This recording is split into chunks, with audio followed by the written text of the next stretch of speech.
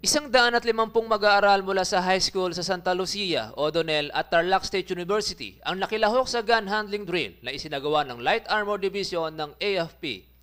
Dito ay pinamalas ng mga sundalo ang tamang paghawak ng baril upang maiwasan ang anumang pinsalang maaaring maidulot sa mga walang muwang dito.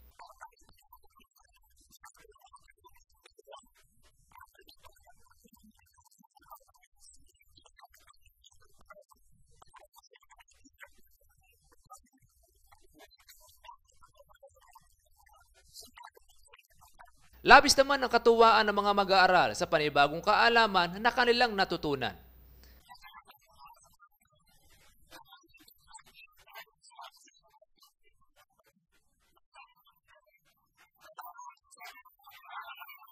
Inaasahan sa pamamagitan ng ganitong mga gawain ay mailalapat ang kalooban ng mga mag-aaral sa sandatahang lakas at lalo pang lalawak ang pangunawa sa tamang paghawak ng sandata.